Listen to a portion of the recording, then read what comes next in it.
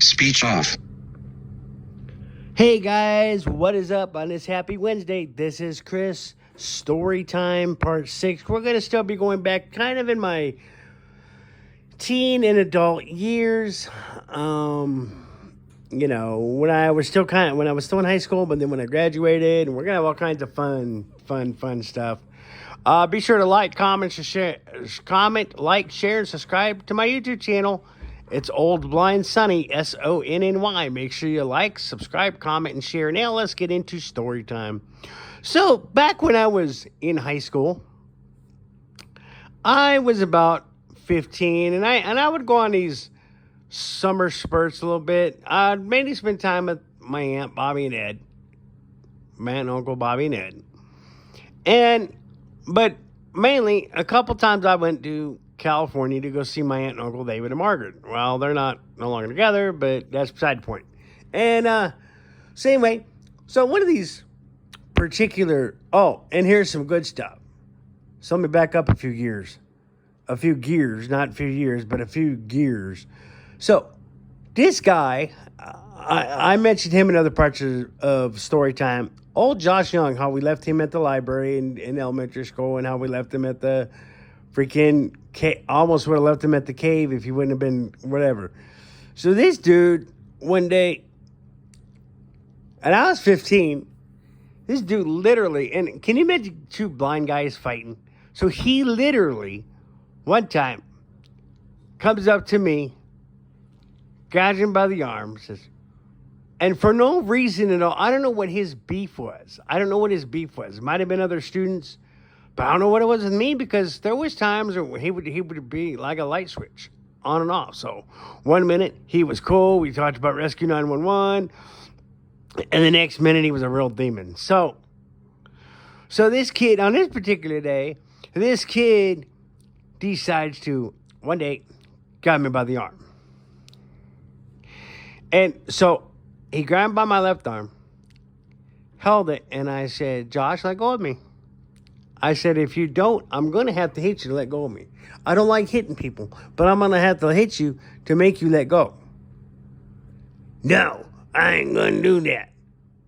I'm warning you again. You better let go of me, Josh, because I will hit you." I warned him at least 3 or 4 times. So, and this dude was a chubby little shit, He was a short little chubby little marshmallow man, whatever, I don't know. So anyway, with one hand, I just made a fist, grabbed him by his shirt, boom. And I didn't slug him. I wanted to, but I knew if I slugged him, there'd be really major trouble. So I just barely tapped him. I barely thumped him on his chest. Just thumped him. That was it. Oh my God. Go ahead. Tell your mom. Because evidently, it'll be my word against yours. So go ahead and tell your mom. It don't matter, because you're the one that grabbed me. I told you 3 or 4 times let go of me, because we're not going to fight. I didn't do nothing. So what was I supposed to do? Let him sit there and walk all over me? No, I had to thump him. So I thumped him. I'm not going to lie. I thumped him. Now, hey, come on. A thump versus a punch in the nose? Yeah, that would have been a lot more trouble on my part. But hey, what was you supposed to do? Same thing. Same thing. I wish I would have done with Michael Carlton. I wish I would have bit him. But if I would have bit him, there would have been blood drawn, and I wouldn't want to be in trouble for that. Even though he had me by the throat, I'll tell that in this story time too.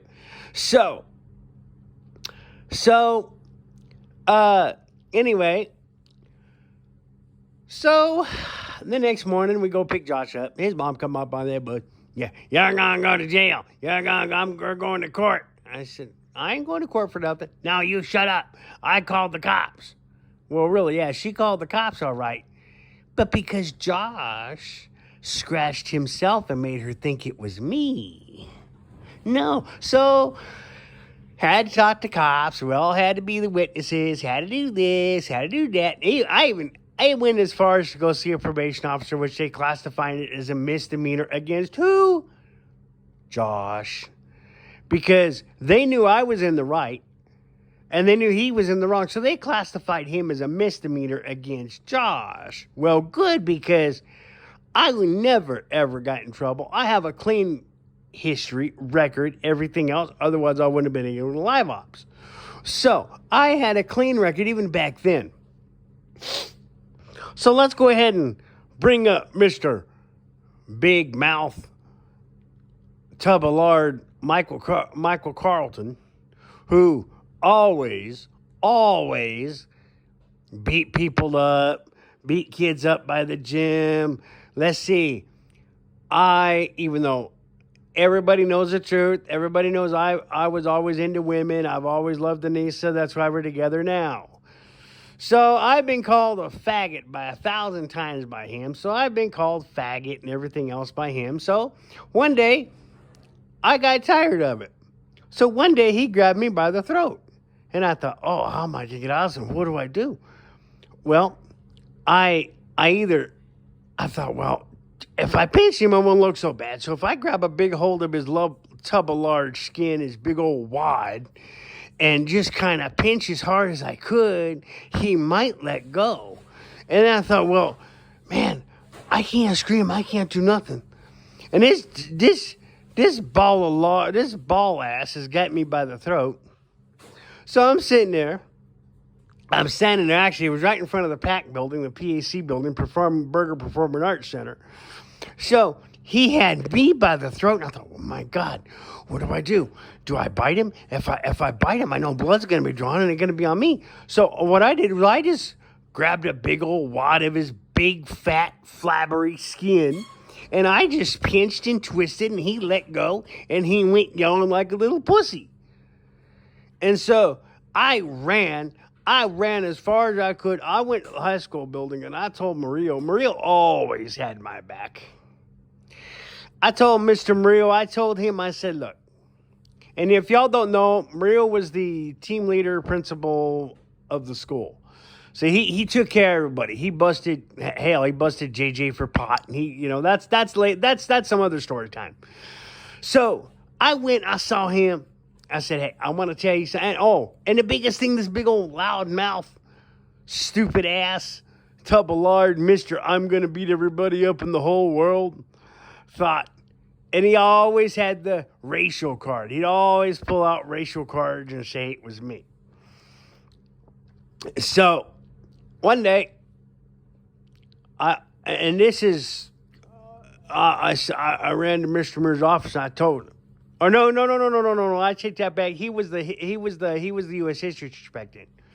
So I told him what went on. Told him that Michael grabbed me by the throat, and I thought I'm trying to figure out ways of getting. I told him. I said I grabbed a big old wad of his flab, and I just grabbed a big old pinch, and him squealing like a little bitch. So I grabbed him and twisted and pulled. And so he said, no, I got your back. He said, I know you didn't do nothing. I seen what happened. I'll talk to him about that. So he talked to him about that. So next week, so this how this big old loudmouth wad was, this big old geek wad. So next week I walk into class, and Mr. Mill said, hey, was you the one that said spick? I said, no. I don't ever call racial names. I don't ever say nothing about Mexican. I don't ever say nothing about blacks. I said, you know who the one that says everything? Mr. Loudmouth over there, Michael Carlton. And so I said, I said, I'm with Anissa. Why would I say something about Mexicans? Oh, and I like everybody. Why would I say something about blacks? So anyway, so everybody, Murillo had his back for me. He had my back every single time. So that was a story on that. Now, in the summertime, we all took summer breaks. We all got out of school. We all ended, we all ended on a good note. It was cool.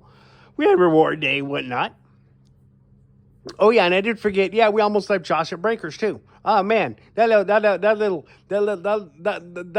shithead of a man thought he would try to get me. We left him at Breakers. I wish we would have left him at Breakers. He would have been having fun in the water park. Maybe, I don't know.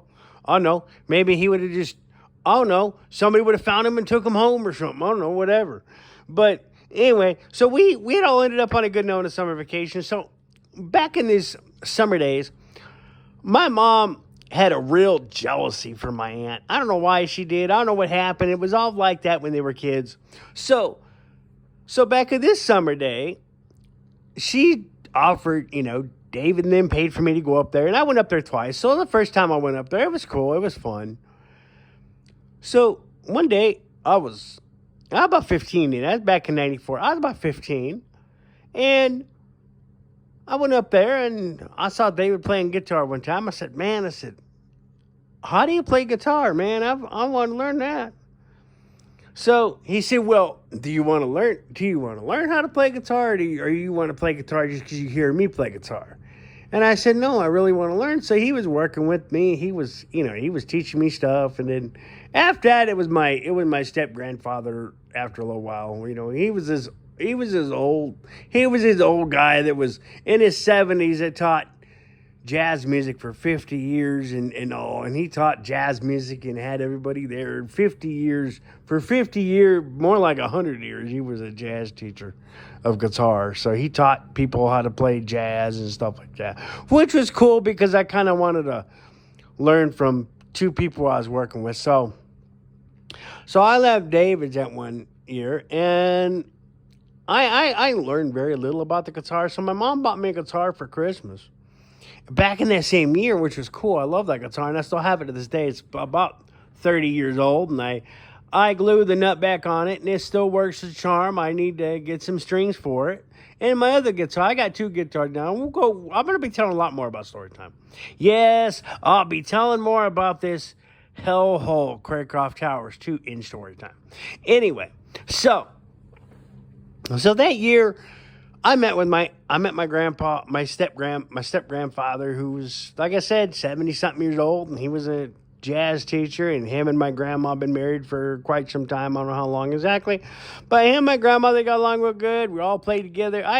He had this one friend named Jerry that they were old guys. They were a bunch of old dudes that got together and played, and so that was cool. I wouldn't mind playing with them. So I played with him. We learned some stuff, and me and Jerry, I tried to do some like rock stuff and everything. Cause man, I was kind of really going out for it, man. I was kind of really going for it. And oh yeah, same story. In this story time, we'll talk about band. Oh man, band was so much fun. I remember band between Spanish club and band. Which did I do? Well, me, I started playing guitar and I just took up band. And they all wanted me, my mom, oh, you gotta do Spanish club. You gotta do Spanish club. So yeah, I never showed up for the Spanish club meetings. What did I do? I took band. My mom got so mad about that. You took band over? Yeah, I took band over Spanish club. Why not? And so back in that year, so John Korn was the band leader. So he had me go for a while for an acoustic. I played acoustic. I was learning acoustic.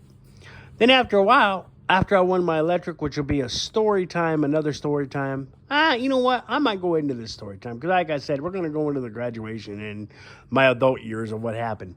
So in that year, so John said, hey, you don't have an electric guitar yet. You need a good electric guitar. So what happened was in a couple years later, I won, and I was about 17. I was 17 then. So I won. I was still playing guitar then. I barely maybe a little over a year into guitar playing. So I won this guitar from this Christian radio station, this electric guitar. And of course that was all warped, and I moving stuff around. It was all warped, so I sadly decided to get rid of it. Besides, guitars don't last forever. That was another 30-year-old guitar I had.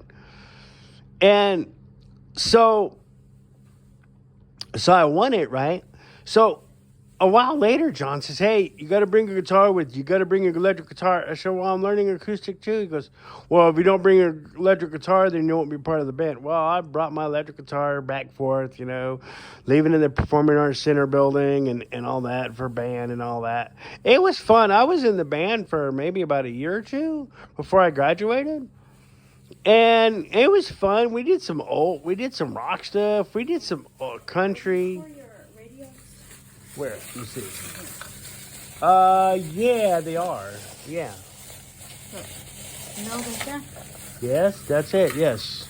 Huh? Yes. But where are your radios, though? They're in that drawer. I'm doing story time, babe. Here's another one. Here, put this in here, babe. Here's another play. Hey, yeah, thanks. Okay, I'm gonna put it in here then. Anyway, guys, so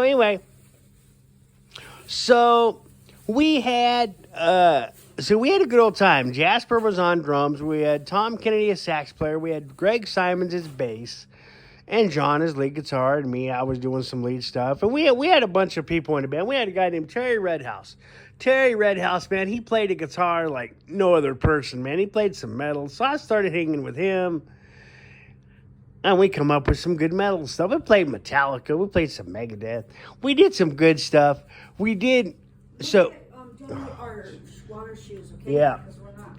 so anyway, so he would give us tapes to learn and all this, that. So one day on this particular year, my mom, I don't know what her beef was, but she said, I don't want you going to band. It's going to rain real bad. So what? I went to band. Well, what happened was, it was weird because the jealousy between her and my aunt, I had to, I hated it. I hated it so bad. I had to sneak, which sucked because I had to sneak around behind my mom because, if she caught me talking to Bobby, she wouldn't like that. So I let Bobby know, hey, I'm going to band. Can you guys pick me up? My mom don't want me to go to band and all this stuff. She said it's going to rain real bad and this and that, making all kinds of excuses. She said, yeah, we'll pick you up. Oh, man, I went to band. And back in those days, guys, way before smartphones, I had a beeper with me, okay? I had a pager. They allowed pagers at school. You had to keep it on or put it on vibrate or whatever. So I had a beeper with me. Oh, my God. She would always page me every day. Why page me? I seen you 24/7.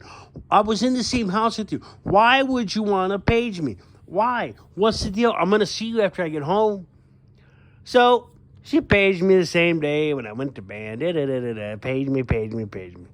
So what happened was they pulled up at home. And, Mary came flying out that door. My mom came flying out that door. Oh, you didn't even return any of my pages. Oh, what's this? Bobby and Ed tried to pick you up. Well, yeah, I had to pick me up. What was I supposed to do? I was going to go to band. You told me not to go to band, but I was going to go to band. You think I'm going to listen if you don't tell me to go to band? No, I'm going to go to band anyway. So that's exactly what happened. I went to band, and there was a big hoodoo because she wanted the big hoodoo because she wanted to fight. She was a big fight because they decided to pick me up because my mom was like this, guys. She wouldn't let me. I was a teenager. She wouldn't start letting me. Speech loop close button. Stop speech off. So here's the deal. She wouldn't start letting me live my life, make my decisions. And I was getting around 18, right? So anyway, lo and behold, I graduated. And I worked at the base for about 3 months. I worked at the base in my first job as a switchboard operator way before they moved to California, right? So I worked there for about 3 months. Oh, she got so mad about that because she figured she was still going to be able to keep my Social Security check, right? So she got mad one day, and I even I had to do all this. I opened up a bank because I didn't like her and my dad trying to use my cards and my account and all this stuff, have control over me, right? So I went ahead and I opened up another bank. I opened up a Wells Fargo bank while I had the Bank of America account. Their stupid rip-off Bank of America, which if you guys know about Bank of America, they're the biggest rip-offs in the world. So I opened up a bank account with Bank of America. I didn't like it and I wanted to have my own bank, so I opened up another bank. Wells Fargo. So what happened was, I was putting money in the bank, and this after I graduated, and she didn't like the fact of me working at the school anyway. She didn't like me wanting to get my own cell phone, but I did it anyway. And her threat was always, I'm the mom, I'm calling the school, and I'm going to find out how much money you have in your bank, and they're not going to give that. That was confidential information. The school would have gotten in trouble for that anyway. So yada, yada, yada. She was like that big watermouth Michael Carlton that all they wanted to do was talk, bitch, moan, piss, and complain, right? So that's all she did. So all she did was bitch, moan, piss, and complain, and talk about always, when she wasn't jealous of Bobby, she would whine to her about how I'm being this way and how I'm doing this and I just got my own cell phone without her approval. And so anyway, so she again told me when I got my cell phone, well, don't be giving your number to this person. Don't be giving it. Well, guess what? I went against it, right? I gave my number to everybody. I gave my number to Bobby. She even told me not to give my number to Bobby. Well, I did it anyway. So, she was just unfair. I love my mom, but God bless her, she was unfair. She was doing her own thing way when she was like 12 and 13 years old. She was way underage than I was. So, anyway, so guys, so I graduated and working at the base. All of a sudden, lo and behold, my supervisor come up to me, and she was real nice. She had a southern accent, kind of talked like this. And so I said to her, she come up to me, hey, Chris, your mom called me. I said, what'd she say? Well, I can't tell you really what she said. That's confidential. I said, wait a minute. If it's about me, I think you should be able to tell me what she said. She said, well, we're just going to have to lay you off. I said, why are you going to lay me off? I'm doing pretty good. She says, well, she wanted to make some excuse about spelling and stuff like that and whatever. So little did I know it come out finally that, Mary just got mad and told her, that I couldn't handle my own money. I couldn't do this. Mary just got involved in my damn business. And so I was so mad at her. So what did I do? Who was the first? Oh, and this is another thing. So let me tell you guys. So my dad drove a truck 50 years. And yes, I'd went with him before years ago when I was little. She got mad because I called Dad on my phone. Why? Because Dad was on the road and she was the only one I was supposed to see 24/7 in the same house. Not had no friend, not had nobody else to talk to. No. So, the same way. So what did I do? I called Dad one day at the base. I said, yeah, they're laying me off. I'm going to go with you on the truck. He said, we got to talk to your mom about that. Well, yeah, I know. Well, whatever. I'm just going to go with you on the truck. And so, one day, the same thing I told Bobby. My aunt, she was so pissed off. I can't believe your mother would do such a stupid asinine thing, get in your business because she wants to be control over everything. So her and Ed were both so mad. They were both so mad because I would have made a lot of money. And that's what she didn't want. She wanted that check to be hers. She wanted that Social Security check to be hers. So what happened? So after I got home one day, I didn't talk to her. Dad was coming home. We were going to go, and I just was done. I graduated. I done everything. I graduated. I was done. I left school. What did I do?